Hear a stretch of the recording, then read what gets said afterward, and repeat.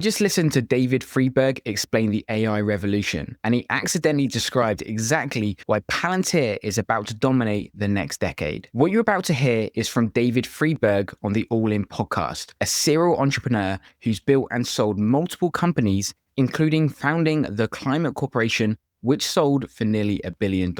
When someone with his track record talks about AI and capital deployment, it's worth paying attention. In today's video, I'm going to show you exactly why the AI productivity revolution we're witnessing right now makes Palantir potentially the single most critical company enabling enterprise AI transformation. First, I'm going to show you the clip from the AllIn podcast talking about AI, jobs, and capital deployment that perfectly sets up this macro environment. Then I'm going to walk you through exactly why Palantir is uniquely positioned to be a big winner in this new paradigm. Check out this clip from the AllIn podcast. If I'm deploying capital, let's say I'm a CEO of a company and I can now have software that's written by AI, does that mean that I'm going to fire 80% of my software engineers?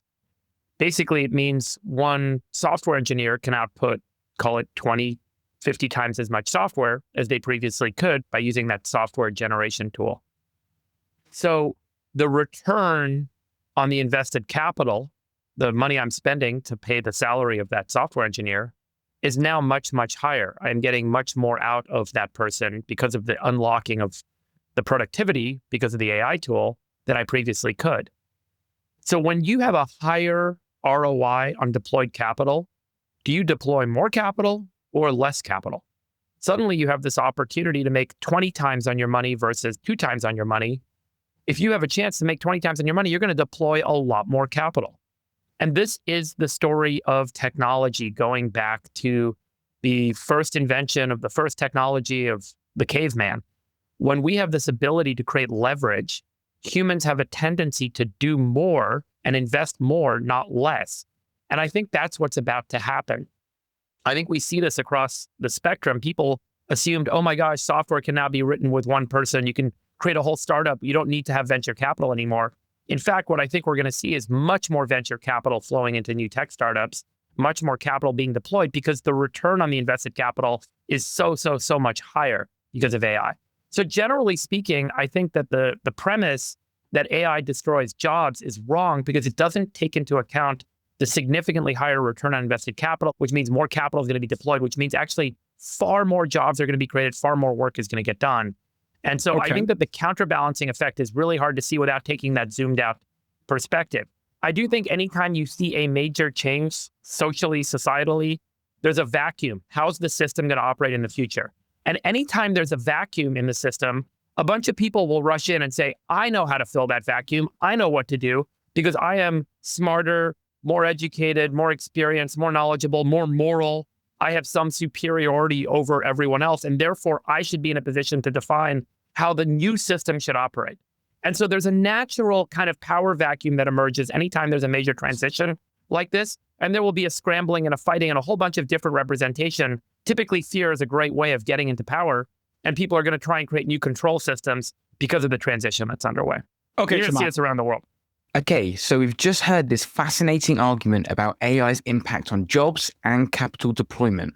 This is exactly where Palantir becomes absolutely critical to understand. What we just heard is the macro framework, but let me break down why Palantir is uniquely positioned to capitalize on every single point that was just made. David Friedberg talked about software engineers becoming 20 to 50 times more productive with AI tools. Here's why that's significant for Palantir. Palantir is literally the infrastructure that enables this productivity multiplication for their customers.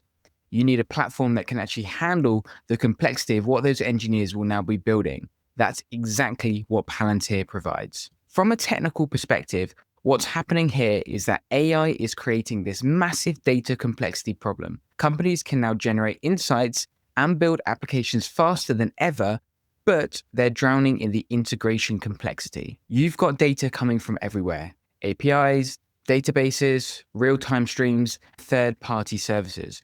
Palantir's Foundry platform is essentially the operating system for this new AI-driven world. While everyone else is trying to figure out how to connect their AI tools to their data infrastructure, Palantir customers are already there. They've got that seamless data integration, they've got the ontology layer that makes sense of complex enterprise data, and they've got the governance frameworks that enterprises actually need. David Friedberg made this brilliant point about higher ROI leading to more capital deployment, not less.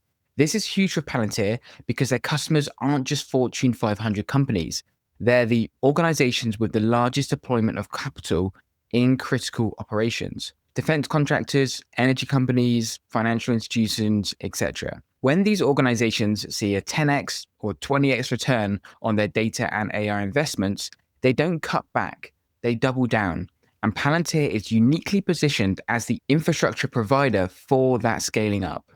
Let me give you an example of why this matters. Take a major manufacturing company like Airbus that's using Palantir. Pre-AI, they might have teams of supply chain analysts manually tracking parts, suppliers, production bottlenecks across hundreds of facilities worldwide. Now, with AI integration through Palantir's platform, those same analysts can monitor thousands of suppliers in real time, predict disruptions weeks in advance, and optimize production schedules automatically. The result: Airbus doesn't fire supply chain analysts, they expand into new markets, take on more complex aircraft programs, and handle global supply chain challenges that were previously impossible to manage. The demand for Palantir's platform explodes because they're the only ones who can handle that scale and complexity while maintaining the integration and governance requirements across a global enterprise. From a competitive perspective, what's fascinating is how Palantir's moat actually strengthens in an AI-driven world. Everyone talks about data moats, but Palantir has an operational moat. Their customers aren't just storing the data on Palantir, they're running their most critical operations through it. When you're a hospital system running COVID response through Foundry, or you're a government agency managing national security operations, switching away from Palantir isn't just something you can easily do. Now, David Friedberg touched on job displacement, and this is where I think Palantir's value proposition becomes even more compelling.